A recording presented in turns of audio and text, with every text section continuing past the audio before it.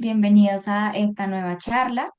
El día de hoy el tema que nos compete es lectura en minutos, electrocardiograma para el paciente inestable. Nuestros expositores el día de hoy van a ser Santiago Rosso, miembro de mesa, y Manuela Esteves, miembro proactivo del EMIC.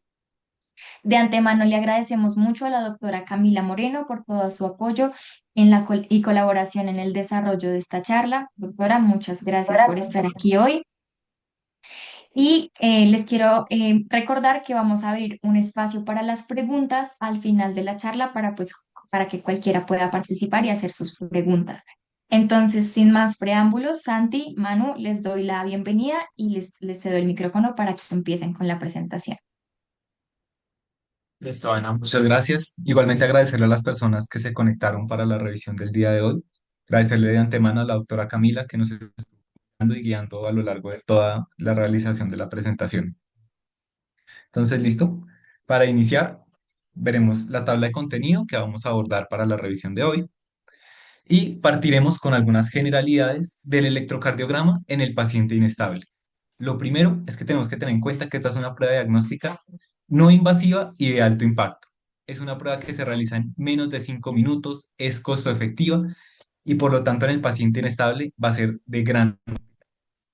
Esta a grandes rasgos nos da un trazado de la actividad eléctrica del corazón y va a ser un apoyo fundamental en el abordaje de este paciente inestable y más si sospechamos alguna causa cardiogénica que lo pueda estar causando. Entonces, ahora sí partimos con algunas generalidades en sí del electrocardiograma. Lo primero es el electrocardiograma normal. ¿Qué tenemos que reconocer? Lo primero es la onda P. Esta viene de la despolarización de las aurículas, que parte desde el nodo sinusal, despolarizando la aurícula derecha, posteriormente a través de las de Bachmann, despolarizando la aurícula izquierda. Estas en su conjunto van a formar la onda P. Posterior a esta, veremos el segmento PR, que corresponde a un silencio isoeléctrico, el cual es el nodo auriculoventricular, realizando una pequeña pausa para favorecer el llenado de los ventrículos. Lo que le sigue ya es polarización ventricular, que corresponde a la onda Q, la onda R y la onda S, que su suma va a formar el complejo QRS. La onda Q va a ser ese primer vector que vemos a través de el haz de Is. Es primero esta rama izquierda que despolariza posteriormente la rama derecha, posteriormente el ápice de los ventrículos que veremos como una onda R y posteriormente la relajación. Posteriormente ya el resto de los ventrículos que corresponde a la onda S. Luego una pequeña pausa que corresponde al segmento ST y la repolarización otra vez de los ventrículos para finalizar la sístole como la onda T. Algunos valores clave que tenemos que tener en cuenta es que la onda P debe tener una amplitud menor a 0,25 milivoltios, una duración menor a 0,12 segundos. En cuanto al segmento PR, debe tener una duración entre 0,12 a 0 segundos. El complejo QRS, lo que mencionamos que es como un complejo QRS estrecho, hablamos que es menor a 0,12 segundos. La onda T en general que sea menor al QRS y en el intervalo QT, como estamos viendo acá, veremos también más adelante, hablamos que sea menor dependiendo del sexo, menor a 450 milisegundos en hombres y menor a 470 milisegundos en mujeres. Entonces, aquí estamos viendo el electrocardiograma normal. Estamos viendo las 12 derivaciones y la derivación D2 va a lo largo del tiempo, a lo largo de esos 10 segundos que dura el electrocardiograma. Y veremos lo previamente mencionado. Veremos la onda P, como estamos viendo aquí, el intervalo PR, luego el complejo QRS, en este caso una onda R y una onda S, y la finaliza la onda T. Y se va a repetir en un ritmo regular, en este caso es un paciente que no está ni taquicárdico ni bradicárdico, por lo tanto, ritmo sinusal normal en este caso. Ahora, cuando hablamos que el paciente se encuentre hemodinámicamente inestable, lo primero es si el paciente se encuentra hipotenso, si hay signos de falla, principalmente signos, por ejemplo, congestivos o de hipoperfusión, si se asocian, por ejemplo, signos de choque, que el paciente tenga piel moteada, las extremidades distales se encuentren frías, el pulso se encuentre débil. también asociado a una alteración del estado de latencia y el dolor torácico, principalmente pensando en angina de pecho.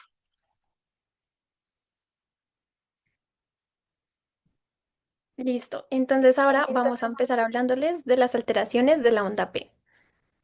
¿Pasa, Santi? Entonces empezamos con la fibrilación auricular rápida. La fibrilación auricular rápida se va a caracterizar por tener múltiples microcircuitos de reentrada que van a generar una actividad auricular caótica. Esta con frecuencias entre 300 y 600 impulsos por minuto, ya que acá lo que va a pasar es que las aurículas van a dejar de contraerse de manera efectiva y estas van a empezar a fibrilar. En el paciente inestable, esto va a tener dos consecuencias muy críticas. La primera va a ser la pérdida del aporte auricular al llenado ventricular, porque esto va a reducir el volumen diastólico final y el gasto cardíaco. Y la segunda va a ser la respuesta ventricular rápida e irregular que vamos a tener, porque va a disminuir más con el tiempo el llenado diastólico y va a aumentar así el consumo del miocardio de oxígeno. Por lo que en pacientes con enfermedad coronaria esto podría provocarnos una isquemia. Y en casos en los que la frecuencia ventricular ya sea muy alta, el gasto cardíaco podría caer abruptamente, generándonos hipertensión o edema pulmonar agudo en nuestros pacientes. ¿Pasa, Santi?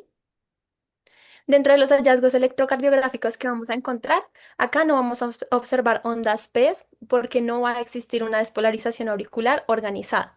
En su lugar, podríamos apreciar ondas fibrilatorias pequeñas y desorganizadas de amplitud variable que van a ser más evidentes en derivaciones como V1 y V2. Acá los intervalos RR también van a ser irregularmente irregulares, reflejándonos así la conducción impredecible que se está dando a través del nodo AB, lo que va a contribuir a esa irregularidad ventricular característica. Y finalmente vamos a ver que el complejo QRS va a ser estrecho, indicándonos que la conducción ventricular ocurre a través del sistema His-Purkinje y puede llegar a ser ancho si hay un bloqueo de la rama asociada. Pasa, Santi, por favor. Ahora tenemos el flúor auricular rápido. El flúor auricular va a ser causado por un circuito de macro reentrada organizado, generalmente en la aurícula derecha.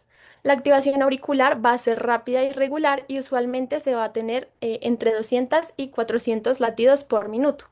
En un paciente inestable, si el nodo AB conduce 2,1, la frecuencia ventricular podría alcanzar 150 latidos por minuto o más. Esta frecuencia sostenida nos va a disminuir el tiempo de llenado diastólico y podría producir hipotensión significativa, por lo que en pacientes con una fracción de eyección reducida, la tolerancia hemodinámica va a ser muchísimo más baja. ¿Pasa, Santi?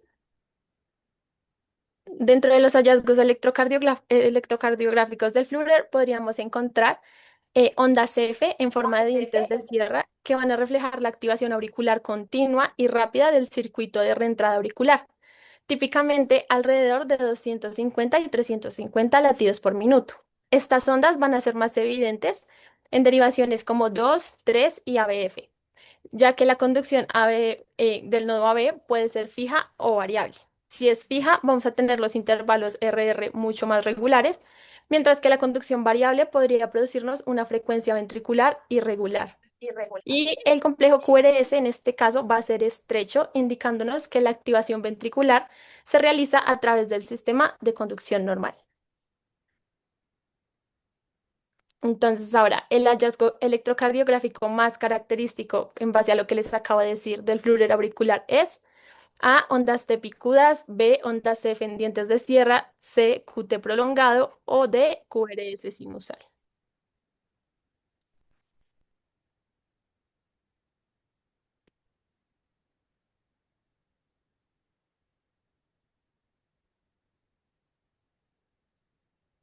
Bueno, acá la respuesta sería ondas F en dientes de sierra.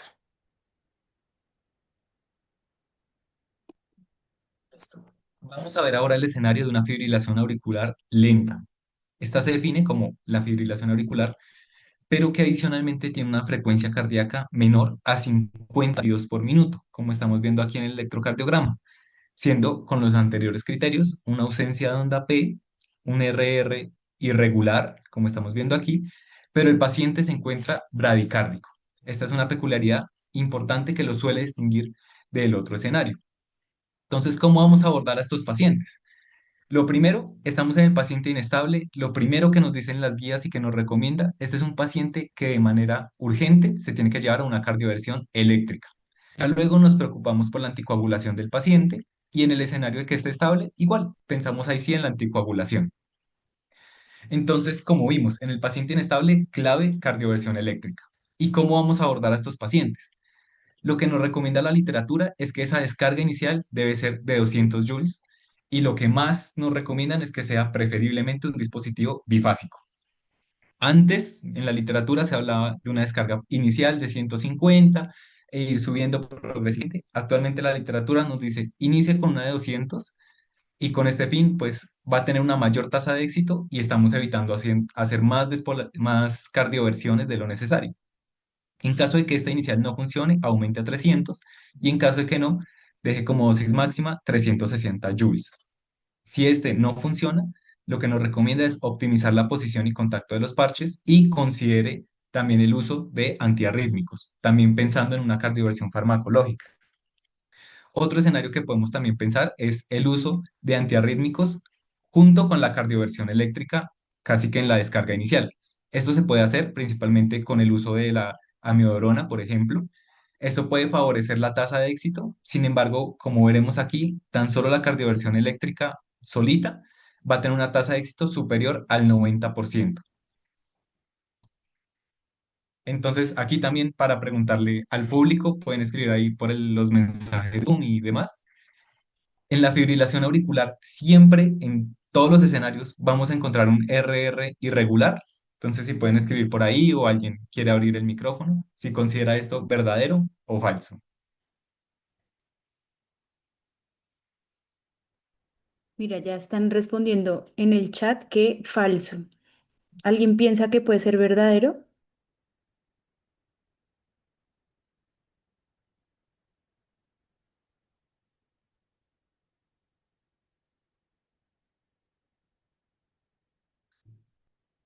Bueno, ahí no me sale el chat. Si alguien dice algo me pueden ayudar ahí también para ver. Entonces sí, mira, en el chat 5 personas escribieron que es falso. ¿Tú qué piensas? Listo. Entonces, aquí en este escenario veremos que efectivamente es falso. No siempre en todos los escenarios. Aquí es más que nada para hablarles de un escenario en específico, la cual es la fibrilación auricular bloqueada, como estamos viendo aquí en este electrocardiograma. Entonces, lo primero, estamos hablando de fibrilación auricular. ¿Hay ondas P? Vemos este electro y complicado hablar de ondas P. Lo siguiente, el RR es regular. Entonces, aquí para guiarnos un poquito mejor, vemos que el RR entre todo es bastante regular. Pero ¿qué es importante aquí? Estamos en un paciente muy bradiarrítmico. Es decir, este es el escenario de un paciente con una fibrilación auricular de base que se le sumó un bloqueo auriculoventricular completo. Ya lo veremos también más adelante. Este es un paciente que de una vez para ir también abordando un poco a estos pacientes, este es un paciente que a la larga y para su abordaje se beneficia del uso de un marcapasos y esta va a ser casi que el abordaje en este tipo de escenarios.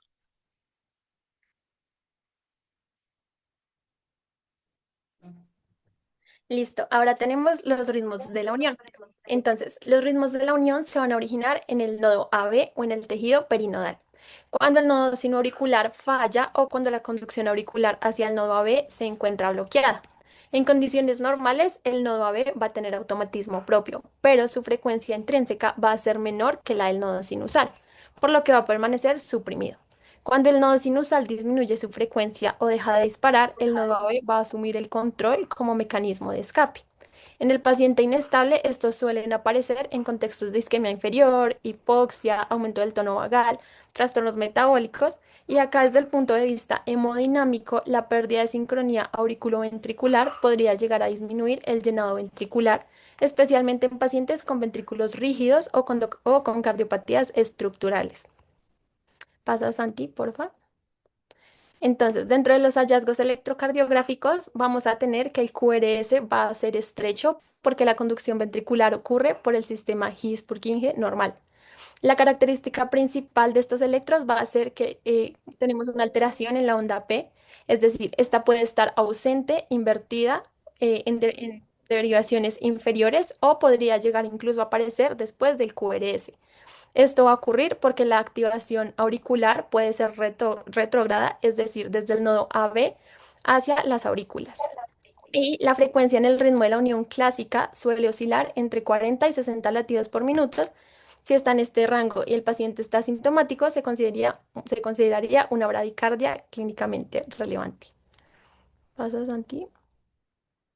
Y aquí una pregunta en base a lo que les acabo de decir. Entonces, en el electro de un ritmo de la unión clásico se puede observar un QRS ancho y constante, ondas F ausentes o invertidas, una onda P normal posterior al QRS o una onda P ausente, invertida o posterior al QRS.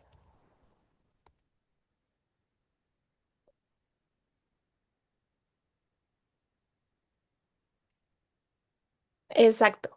Esto va a ocurrir, pues la onda P ausente invertida posterior al QRS por la activación auricular que puede ser retrógrada.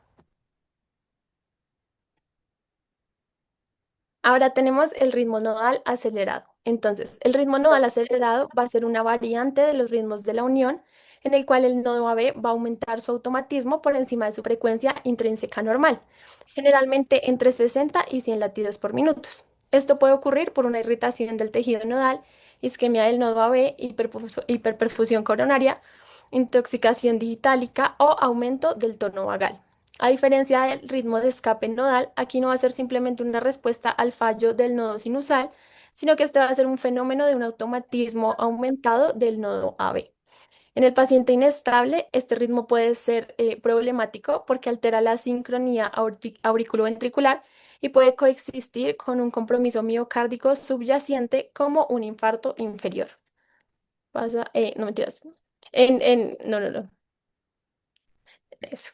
Dentro de los hallazgos electrocardiográficos, vamos a encontrar un ritmo regular con un QRS estrecho, ya que la conducción ventricular sigue siendo normal. La frecuencia la vamos a tener entre 60 y 100 latidos por minuto. La onda P puede llegar a estar ausente o invertida y la diferencia clave con el ritmo de la unión clásica es la frecuencia, porque mientras el ritmo nodal de escape suele ser más lento, el ritmo nodal acelerado se encuentra en un rango intermedio, lo que indica un aumento del automatismo del nodo AB. Listo. Pasaremos a ver cambios en el intervalo PR. En estos pensar principalmente en los bloqueos. A esto nos referimos como trastornos en el cual el impulso eléctrico, viniendo desde las aurículas, no es conducido adecuadamente o simplemente no es conducido. Sin embargo, en el paciente inestable hablaremos principalmente de bloqueos de alto grado. En este escenario en concreto entran dos entidades, el bloqueo AB grado 2 MOVITS 2 y el bloqueo auriculoventricular completo. En cuanto al primero, radiográficamente, ¿qué veremos? Primero, va a haber un PR constante. Esa va a ser una característica clave para diferenciarlo del bloqueo grado 2, MOVITS 1, en el cual, en este escenario en concreto, como estamos viendo aquí, el PR entre todas las demás complejos es constante. Y eventualmente hay una onda P que no conduce, como estamos viendo aquí. Si vemos hasta aquí, pensaríamos que es normal hasta que hay una onda P que no conduce y se va repitiendo. También puede llegar a haber un bloqueo auriculoventricular completo, en el cual ya hay una disociación completa entre las aurículas y los ventrículos. Entonces, viendo aquí en el electrocardiograma, vemos las 12 derivaciones. Para guiarnos mejor, veremos la derivación de 2, aquí ya está señalado. La onda P parece que va a su propio ritmo. Entre todo es regular, en unas ocasiones cae justo en el QRS, otras ocasiones cae sobre la onda T, pero entre todo es regular. Y ahora bien, QRS es un QRS, sí, estrecho, probablemente de un ritmo nodal, pero es un paciente bradiarrítmico, está yendo ahí también a su ritmo, casi que sin pensar en las aurículas. Eso es clave para diferenciarlo de un bloqueo grado 2, MOVITS 2. Y en cuanto a las etiologías, en sí de los bloqueos hay distinta cantidad de etiologías, el listado es bastante largo. Pero ¿qué tenemos que pensar? Siempre que pueda estar asociado causas isquémicas en el paciente. ¿Y cómo lo vamos a manejar? ¿Qué es lo que nos recomiendan las guías? Lo primero y lo que más tiene evidencia a favor es que estos son pacientes que se benefician del uso de un marcapasos. Y eventualmente la guía nos recomienda en el paciente inestable evaluar causas potencialmente reversibles. En esta, si el paciente está consumiendo algún tipo de beta bloqueador, calcio antagonistas no dihidropiridínicos, digoxina, antiarrítmicos de la clase 1, trastornos metabólicos. Entonces, aquí para recordar el algoritmo de la ACLS para las bradiarritmias, entonces listo, partimos en el escenario de que el paciente está inestable. ¿Qué es lo que vamos a hacer? En bloqueos de alto grado, la atropina no resulta muy efectiva, por lo que pasamos a el marcapasos transcutáneo, la dopamina o la epinefrina. Y en caso de que esto no funcione, ya nos recomienda considerar a un experto o marcapasos transvenoso. Aquí igualmente es que nos recomienda ya el protocolo. Entonces, aquí esto también es, también para dejarlo con el público, tenemos este electrocardiograma, un paciente bradiarrítmico, pero, y también frente a un escenario de un bloqueo de alto grado. Pero aquí queda la duda si estamos frente a un bloqueo auriculoventricular completo o un bloqueo auriculoventricular grado 2, MOVITS 2. Entonces, si alguien se anima a abrir el micrófono o a escribir los mensajes, ¿qué creen que podría ser? ¿Un bloqueo completo o un grado 2, MOVITS 2?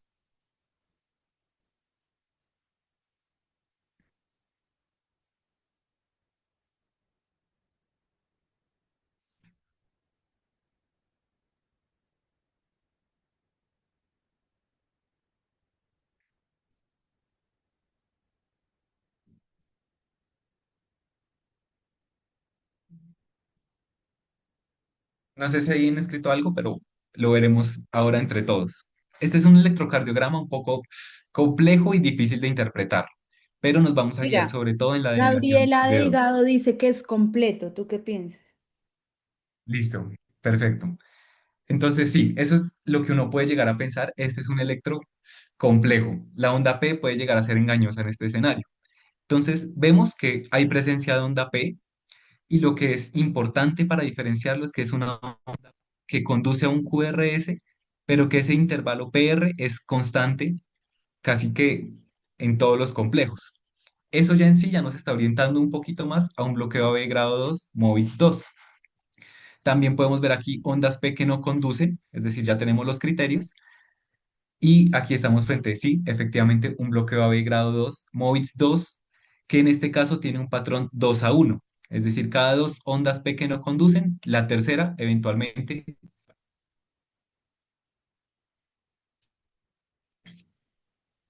Listo. Entonces ahora para hablar del complejo QRS pasamos a la hiperpotasemia. Entonces, desde la parte fisiológica, pues ya sabemos que el potasio va a ser el principal determinante del potencial de membrana en reposo de las células miocárdicas, por lo que normalmente va a existir un gradiente transmembrana en el cual el potasio va a ser mayor en el interior de la célula que en el espacio extracelular. Este gradiente va a mantener la célula en un estado eléctricamente estable con un potencial de reposo negativo, por lo que cuando el potasio extracelular aumenta, ese gradiente va a disminuir y la célula miocárdica va a quedar parcialmente despolarizada incluso estando en reposo.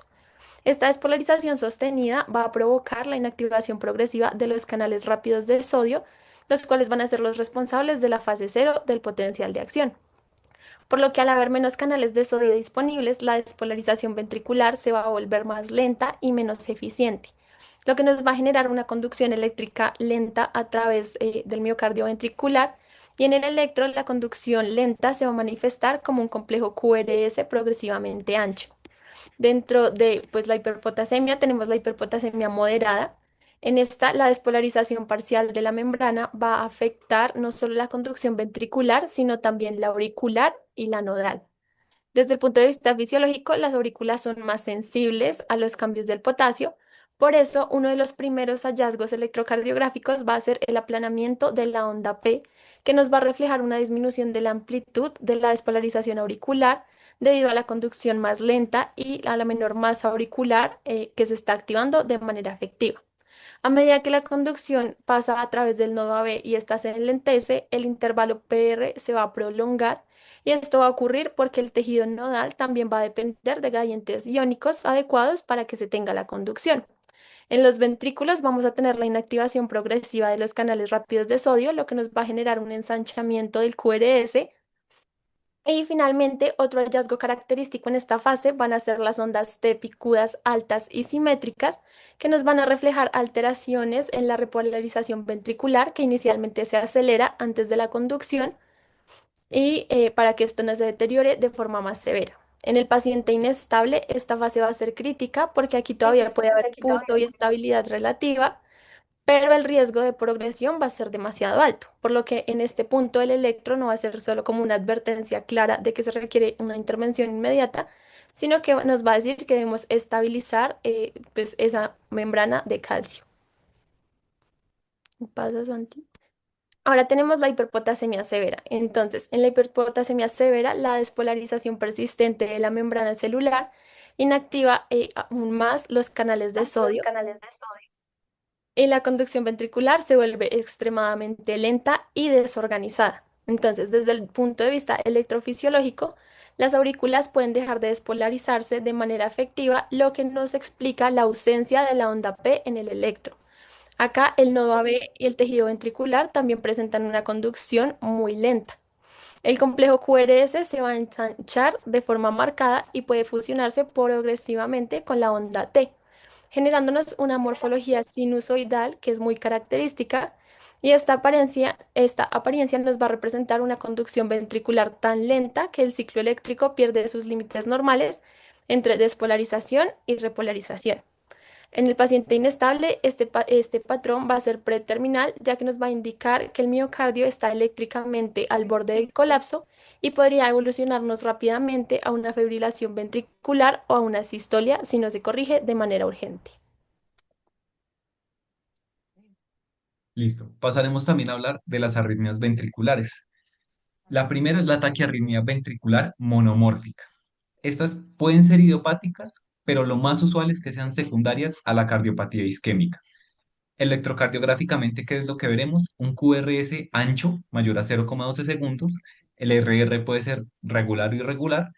Y lo más importante, el QRS es de la misma morfología, por lo menos viendo siempre la misma derivación. Y también, ¿qué es importante? En sí, con las taquiarritmias ventriculares las podemos clasificar según la duración en no sostenidas y sostenidas. En esta primera es el escenario en el cual el paciente presenta una taquiarritmia ventricular con una frecuencia cardíaca mayor a 100 latidos por minuto, pero que dura menos de 30 segundos. Es decir, no genera un compromiso hemodinámico en el paciente, a diferencia de la sostenida, en el cual hay una frecuencia cardíaca mayor a 100 y al durar más de 30 segundos ya es lo suficientemente grave para generar compromiso hemodinámico en este paciente y por lo tanto ya requiere de intervención temprana. Entonces, este es el ejemplo de una taquiarritmia ventricular monomórfica. Vemos un QRS ancho, en este caso es regular, y lo más importante, siempre que damos la misma derivación, esa morfología va a ser exactamente igual. Y es importante porque nos lo diferencia de la taquiarritmia ventricular polimórfica, en la cual partimos de los mismos criterios, un QRS ancho, un RR que puede ser regular o irregular, pero el QRS es de diferente morfología. Es decir, vemos una misma derivación y podemos evidenciar distintas morfologías del QRS, pero que en sí se repite y se puede evidenciar algún patrón. Eso nos va a ayudar a diferenciarlo de la fibrilación ventricular, que ya es el escenario en el cual la actividad ectópica de los ventrículos está haciendo que en el electrocardiograma veamos una actividad caótica, muy anómala, no podemos evidenciar casi que ni un patrón, no sabemos si hay siquiera algún patrón, si hay alguna regularidad. Ese patrón caótico ya nos habla de una fibrilación ventricular. ¿Y por qué son importantes? Si ya son sostenidas y el paciente se asocia con la ausencia de pulso, estos son los famosos ritmos desfibrilables de paro cardíaco. Y esto ya, pues ya sería proceder según como nos lo recomienda el protocolo ACLS para paro cardíaco. Y de primera instancia, como decíamos, la desfibrilación.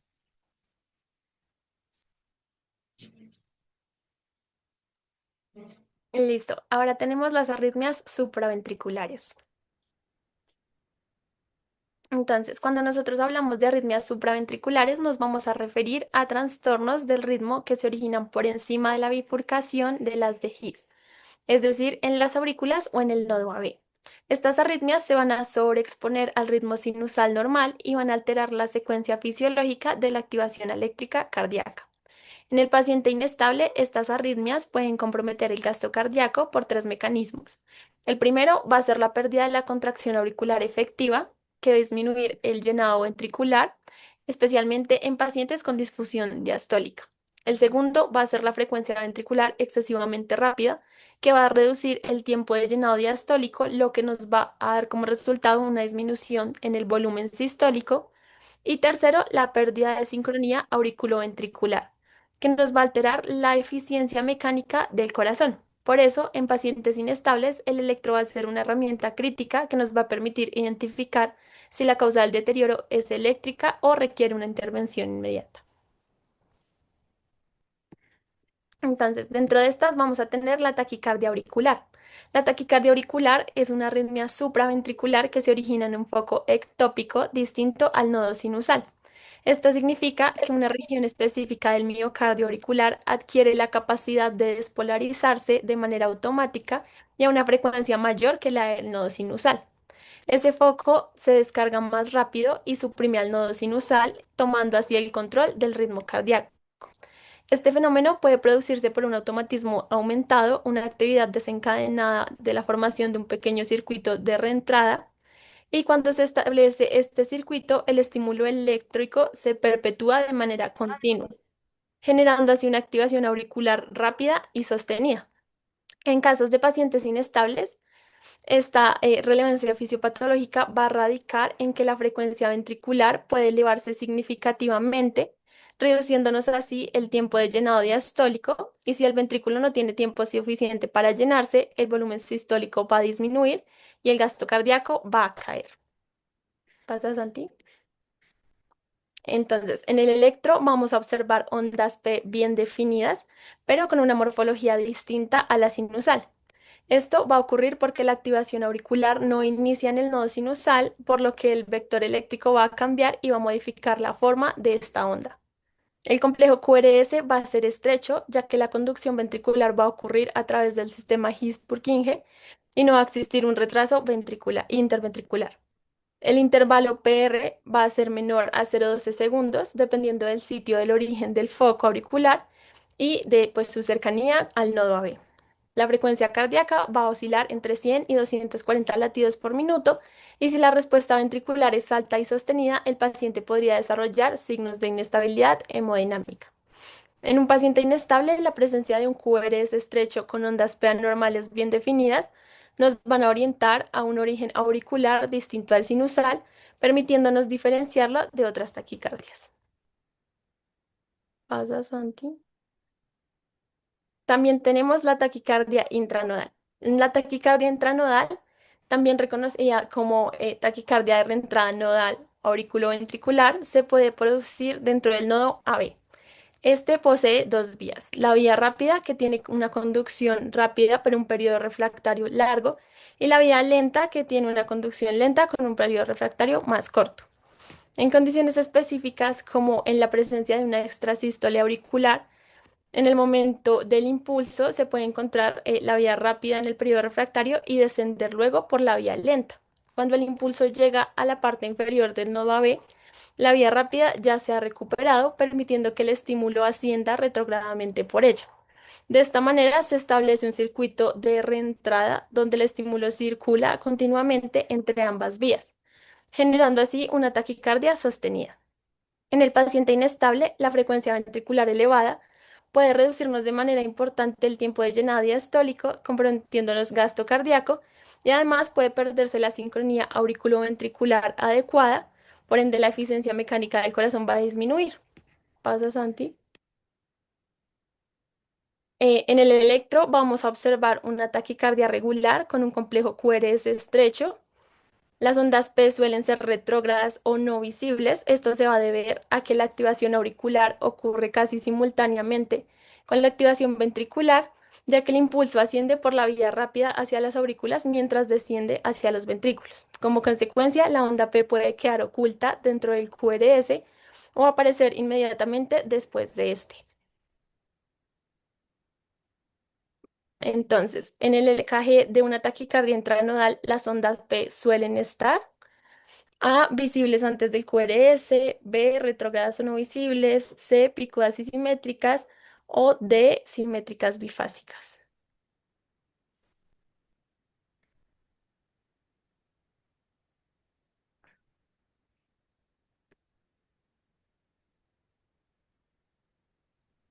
Mira, Ana María Niño dice que son retrógradas o no visibles. Exacto, estas van a ser retrógradas o no visibles, por lo que pueden quedar ocultas dentro del QRS o aparecer después de este. Pasa, Santi. Entonces acá tenemos el algoritmo. Entonces, con el algoritmo lo que podemos ver es que cuando tenemos una taquicardia en urgencias, la pregunta no va a ser cuál es el nombre exacto de la taquicardia o de este ritmo, sino que lo primero que nos vamos a preguntar es si nuestro paciente está inestable. Como le dijo Santi al inicio, la inestabilidad hemodinámica se va a definir por datos clínicos como la hipotensión, la alteración del estado mental, signos de shock, dolor torácico sugestivo de isquemia. Y si alguno de estos signos está presente, el electro nos muestra una taquicardia con pulso, la conducta va a ser inmediata, que va a ser realizar una cardioversión. Esta cardioversión debe ser sincronizada, ya que el paciente pues tiene pulso, lo que significa que el desfibrilador va a detectar el complejo QRS y va a descargar en el momento seguro del ciclo cardíaco. Otro punto clave acá va a ser que el algoritmo no nos va a distinguir inicialmente si el QRS es estrecho o no cuando el paciente está inestable. ¿Por qué? Porque la inestabilidad va a ser la prioridad, por lo que primero vamos a estabilizar eléctricamente y ya después vamos a analizar con más detalle. Además, mientras preparamos la cardioversión, debemos asegurarnos pues, de medidas de soporte como oxígeno, acceso venoso, monitorización continua. Y si el paciente está consciente, consideramos la sedación rápida si el tiempo no lo permite. Vamos a ver cambios en el segmento ST y aquí una entidad que no se nos puede pasar y es el síndrome coronario agudo. Esta es una disrupción de una placa aterosclerótica inestable de alguna arteria coronaria, la cual genera una disminución en el flujo sanguíneo y posteriormente genera isquemia miocárdica. En cuanto al infarto agudo de miocardio, se puede clasificar según si hay o no hay elevación del ST. Y esto corresponde, pues viendo más la elevación del ST, si hay una oclusión completa por un trombo y en el escenario de que no la haya, pues ahí hablamos de una oclusión parcial. ¿Qué es siguiente con el síndrome coronario? Esta es una patología dinámica, es decir, a lo largo del tiempo va a cambiar su morfología en el electrocardiograma. Inicialmente, ¿qué podemos ver? Lo primero van a ser las ondas T hiperagudas. En este caso, por ejemplo, aquí en la imagen B se mezcla con el QRS junto con cambios en el segmento ST, en este caso un supradesnivel del ST. Puede haber inversión de la onda T, como vemos aquí en la imagen, la E, por ejemplo, y ya como último cambio va a ser la onda Q necrótica. Digamos que los anteriores cambios a lo largo del tiempo pueden llegar a regularse, sin embargo, esa onda Q necrótica es un cambio que va a persistir a lo largo del tiempo. También esos cambios pueden llegar a variar según la profundidad de la isquemia. Para recordar, la irrigación del corazón y de las arterias coronarias va a ser de afuera, de epicardio, hacia adentro, hacia el endocardio. Es decir, entre más distal sea el compromiso del vaso, pues va a haber un compromiso más endocárdico. Y electrocardiográficamente, ¿qué veremos? Un infradesnivel del ST. Si la arteria coronaria, en otro escenario, se compromete más la región más proximal y se compromete la región epicárdica, veríamos principalmente un supradesnivel del ST. Y cuando hablamos que es significativamente, pues significativa viendo el electrocardiograma, para esto hay distintos criterios. El primero de ellos es que tiene que ser visible en dos derivaciones contiguas. Ya veremos a continuación a qué se refiere esto. Lo siguiente, en cuanto al supradesnivel del ST, es significativo cuando es mayor a 0,1 milivoltios en todas las derivaciones, excepto en B2 y en B3. En estas en concreto va a depender del sexo. En mujeres es significativo si es mayor a 0,15 milivoltios y en hombres dependiendo de la edad. Hombres mayores de 40, significativo si es mayor a 0,2 milivoltios y menores de 40 va a ser significativo cuando es mayor a 0,25 milivoltios. Pasando con el infradesnivel del ST, Lo consideramos patológico cuando es mayor a 0,1 milivoltios en todas las demás derivaciones, pero en el B2 y en el B3 si es mayor a 0,05 milivoltios. Entonces, como vimos previamente, nos hablan de que tiene que ser en dos derivaciones contiguas. Y aquí es cuando hablamos de las caras del corazón. Como mencionamos al inicio, el electrocardiograma son 12 derivaciones. Cada una de ellas corresponde a una cara del corazón, mira, una parte del corazón, que en conjunto pues generan o se forma como un mapa del corazón. Si esos cambios se generan en dos derivaciones contiguas, los previamente descritos, se considera significativo. Entonces también, para tener aquí en cuenta, qué es lo que también nos recomiendan las guías, lo primero es que con el paciente que tenemos una primero, el electrocardiograma en los primeros 10 minutos, junto con las troponinas. Si hay un cambio en el ST, listo, se lleva a terapia de reperfusión. En caso de que no haya cambio en el ST, la guía no nos dice como, bueno, ya es un infarto sin elevación del ST o por el contrario, no hay infarto. No, lo que nos dice la guía es, tome un electrocardiograma seriado. Como mencionamos, hay cambios dinámicos en el infarto, por lo tanto, un electrocardiograma seriado entre 10 a 15 minutos que muestre algún cambio puede confirmar el infarto con elevación del ST. Entonces, para no dejar de lado cómo es el abordaje de estos pacientes, va a depender del lugar en el que estemos. Si estamos en un lugar, en un centro en el cual se le puede hacer la reperfusión, listo, de una, se hace. Ahora, estamos en el escenario en el cual no se puede hacer. Lo que tenemos que pensar es, ¿se puede trasladar a este paciente en menos de 2 horas a ese centro? Si no se puede hacer, está más lejos de está más lejos, se demora horas para que se le haga la reperfusión, pensamos en la fibrinolisis, en el escenario de que sí, listo, se lleva reperfusión de una vez. Entonces, aquí estamos viendo el ejemplo de un electrocardiograma de un paciente con un infarto. En este, ¿qué estamos viendo? Lo que resulta llamativo, y ya de una vez nos lo están señalando, son esos cambios en el ST.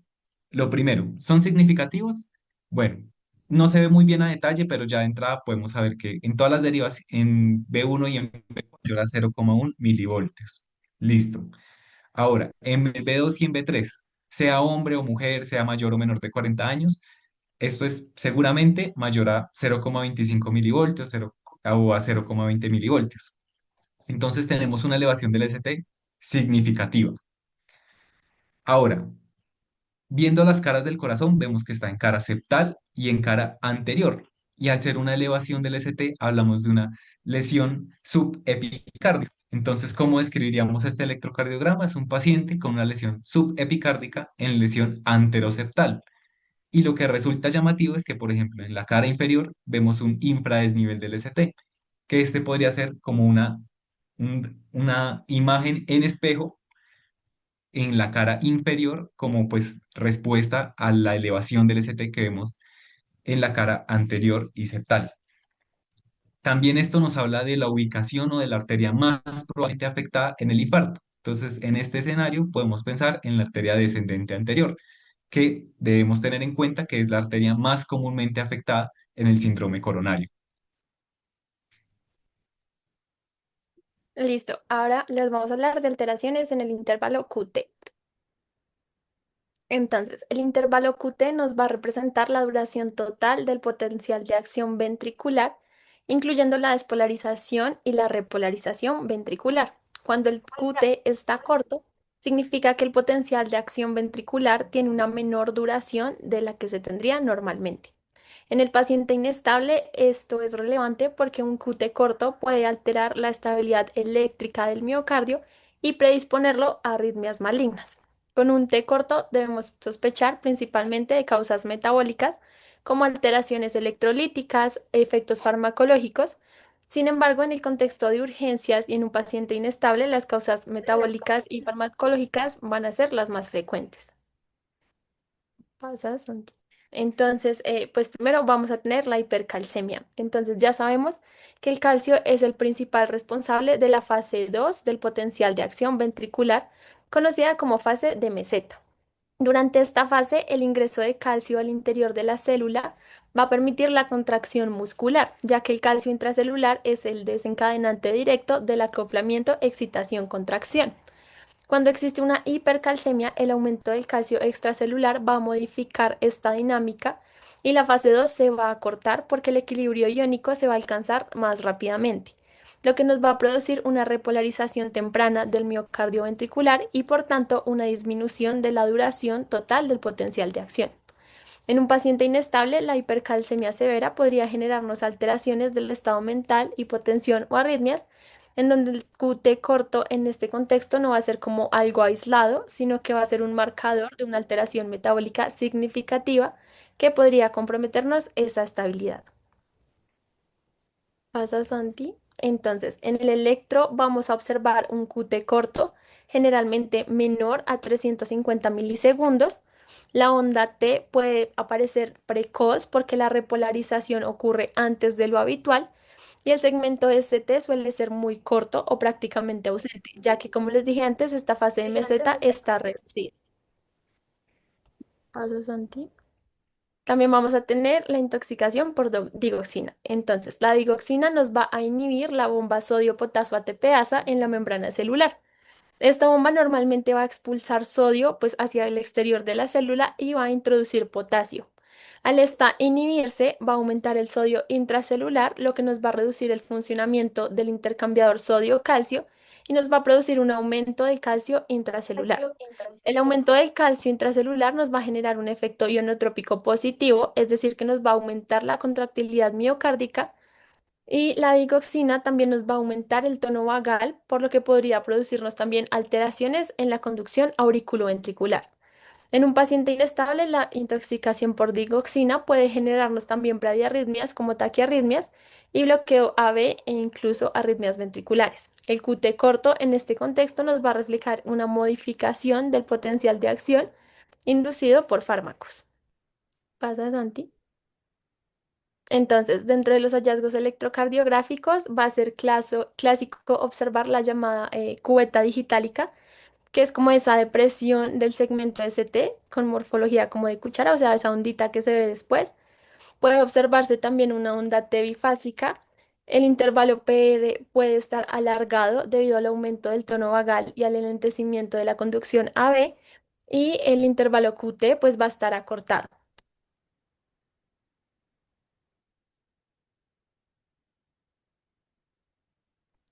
Entonces, pues un hallazgo típico de la digoxina en el EKG es un segmento ST corto, un QT prolongado, una cubeta digitálica o un segmento ST largo.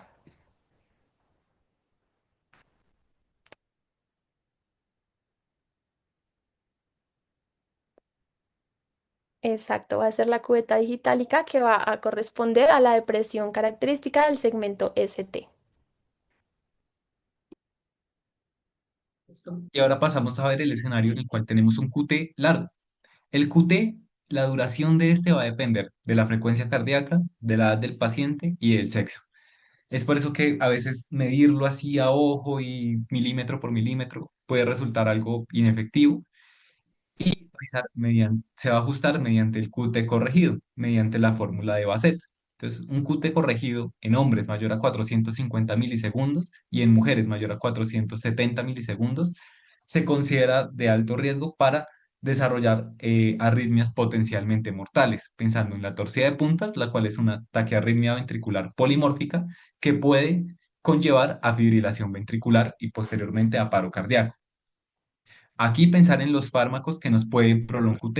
En este escenario, por ejemplo, antiarrítmicos como la misma amiodarona, macrólidos, quinolonas, antifúngicos azólicos como el fluconazol, por ejemplo, antipsicóticos, en este escenario el haloperidol, la quetiapina, la risperidona, antidepresivos en general, antieméticos como el ondansetrón y entre otros, por ejemplo, como la metadona.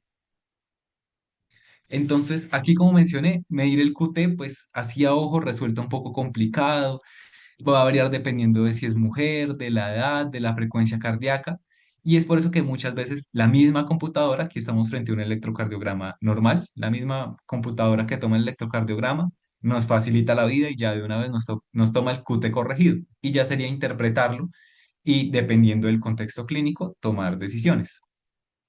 ¿Cómo vamos a prevenir un QT largo?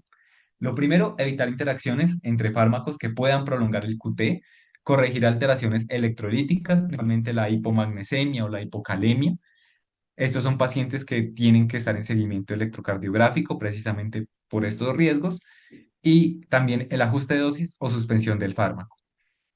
Principalmente, como vimos, el riesgo de que llegue a una torsida de puntas. Aquí vemos el ejemplo, un ataque de arritmia ventricular polimórfica con un patrón sinusoidal en el cual hay un QRS ancho. También vemos como un patrón sinusoidal en el cual hay una disminución en la amplitud y luego aumenta y así eventualmente. ¿Y cómo vamos a manejar a la torsida de puntas? Son pacientes que tenemos que llevar una cardioversión eléctrica inmediata. Son pacientes que también se favorecen del uso del sulfato de magnesio. En pacientes inestables usamos 2 gramos intravenosos durante 1 a 2 minutos y la meta es llevar el magnesio entre 2 a 3 milimoles por litro. Otras acciones que podemos hacer, la corrección de electrolitos, principalmente el potasio, que esté entre 4 a 5 a corregir otras causas, si es inducida por medicamentos, ver si es potencialmente reversible la suspensión del medicamento.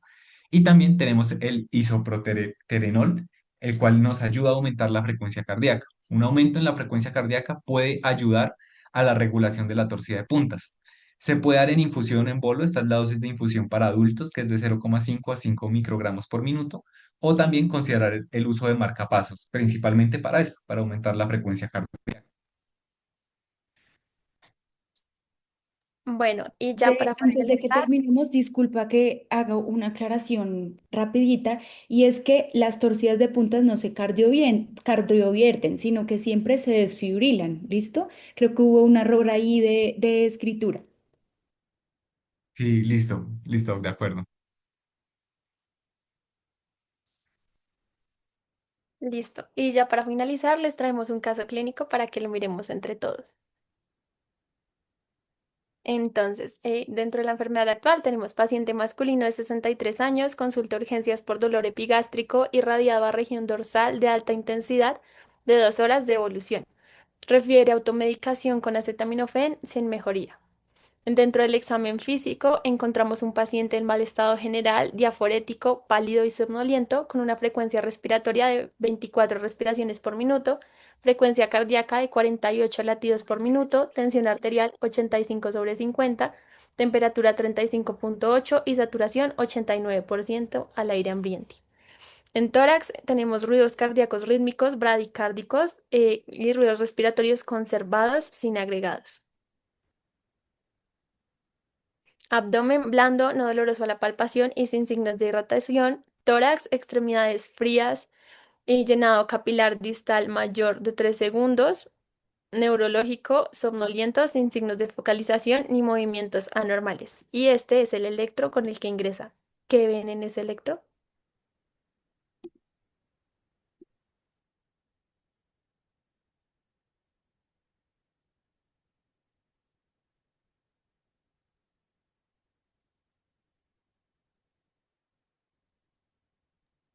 Alguien que se anime por el chat a leer el electro, ¿qué piensa que le ve?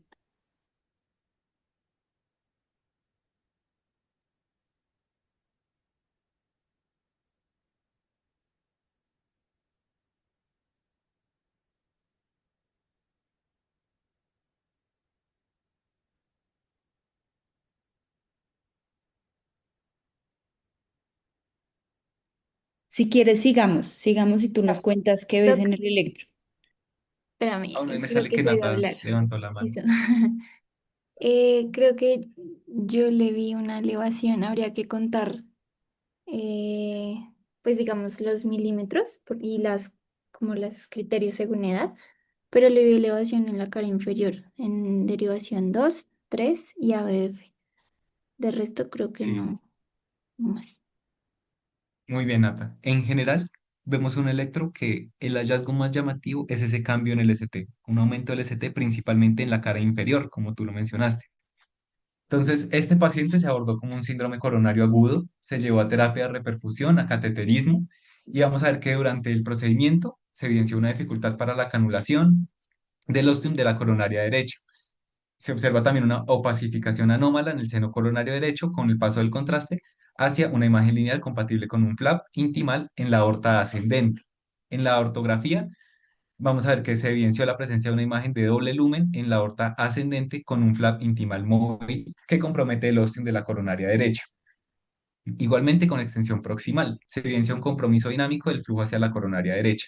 En la coronaria izquierda no se encuentran alteraciones eh, significativas y en la coronaria derecha se ve el flujo severamente disminuido secundario a un compromiso osteal extrínseco. No se evidencian tampoco lesiones obstructivas. Y aquí, ¿frente a qué escenario estamos? Frente a una disección aórtica tipo A con compromiso de los coronario derecho. Entonces, tipo A en la clasificación de Stanford con un compromiso más que nada de la aorta descendente. ¿Y qué es lo que vamos a ver? Porque es llamativo aquí la disección aórtica. Primero, esta no tiene un patrón electrocardiográfico específico. Puede haber un electrocardiograma normal, los cambios van a ser inespecíficos en el ST y en la onda T, podemos encontrar signos de sobrecarga que puedan estar asociados, puede haber una elevación del ST, principalmente si se compromete el ostium coronario, principalmente hecho, que va a simular un infarto inferior y que también es clave para diferenciarlo del infarto agudo de miocardio, los cambios evolutivos. En el escenario de la disección aórtica, evidentemente no los va a haber. Y bueno, para finalizar, algunas conclusiones. Lo primero es que el electrocardiograma es una herramienta clave para el abordaje del paciente inestable, orientando a la toma de decisiones tanto diagnósticas como terapéuticas. Es un apoyo diagnóstico que requiere atención a los detalles y precisión en su interpretación. El electrocardiograma se entrega en papel milimétrico precisamente para eso, para que la persona que lo interprete se fije de manera detallada en cada uno de sus elementos. Y por último, el uso del electrocardiograma siempre debe correlacionarse con la clínica del paciente. No debemos aislar una cosa de la otra. Y eso sería todo. Muchas gracias. Bueno, chicos, muchas gracias. Muy, muy buena charla. En serio que los felicitamos. También agradecemos mucho a la doctora. Muchas gracias por acompañarnos, por guiarnos en la charla. No sé si la doctora tenga algunas palabras o algún comentario sobre la charla que quiera decir. No, en verdad, pues quedo muy agradecida con el trabajo que hicieron Santiago y Manuela, fueron súper juiciosos y comprometidos y yo creo que eso es lo que hace la diferencia de los futuros médicos que pues vamos a tener. Entonces, me alegra que sigan existiendo estos espacios, que la gente esté muy interesada en emergencias y cualquier cosa que lleguen a necesitar, pues saben que están a un mensaje para poderlos ayudar en lo que quieran. Muchísimas gracias pues, por hacerme partícipe de la charla. Muchas gracias, doctora. Gracias, doctora. Listo. Muchas gracias, doctora. En este momento abrimos el espacio para las preguntas. Pueden levantar la mano, hablar por el micrófono o si quieren por chat. Ahí me sale que Natal levantó la mano. Sí, tengo varias preguntas. La primera es si hay algún cambio en el manejo de una taquicardia ventricular con pulso, enfocándonos en su morfología, o sea, cambiamos el manejo según si es polimórfica o monomórfica.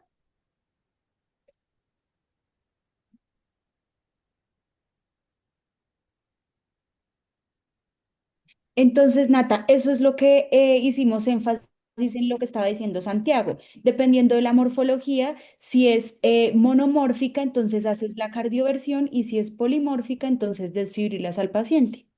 Ok, listo. Y si tenemos un paciente con infarto tipo 1 con una taquicardia ventricular, o sea, que progresa a una taquicardia ventricular, pero está con pulso, ¿priorizamos el manejo antiisquémico o lo cardiovertimos o lo desfibrilamos según lo que encontremos? O sea, ¿qué hacemos primero?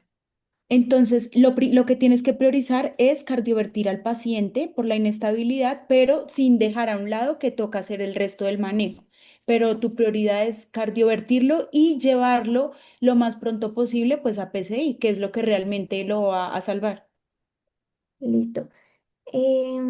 Tengo otra pregunta y es, ¿qué tan confiables, Doc, tú consideras que son los criterios de Esgarbosa modificados y los normales, los originales, para el infarto en un bloqueo de rama izquierda?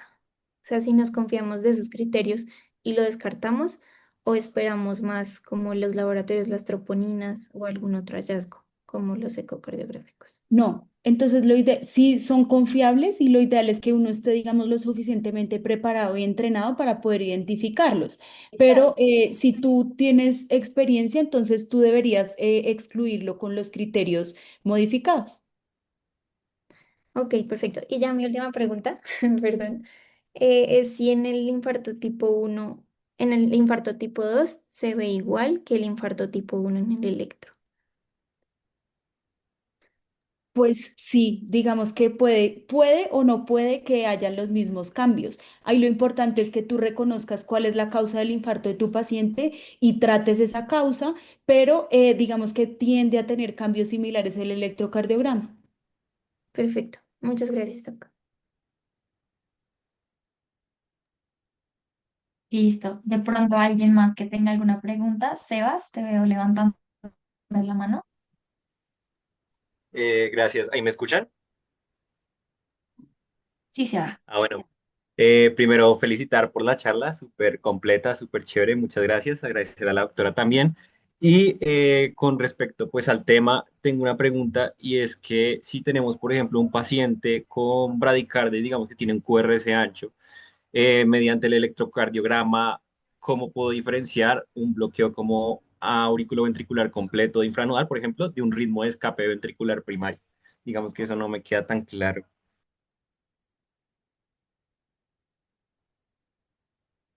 Pues ahí lo que tienes que ver es si hay o no hay P retrógrada. Si sí, es nodal. Si no, pues no. Ok, listo. Gracias.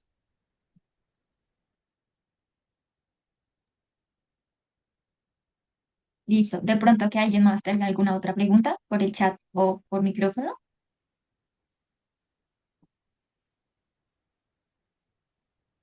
No.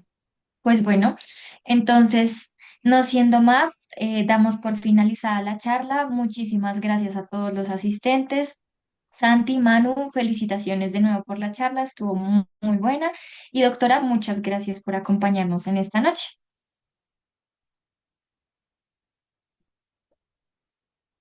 No, gracias a ustedes y pues esperamos que se sigan repitiendo las charlas así y a Santiago y a Manuela por hacer de verdad todo el trabajo y hacer posible esto. Muchas gracias. Que estén muy Gracias, bien. doctora.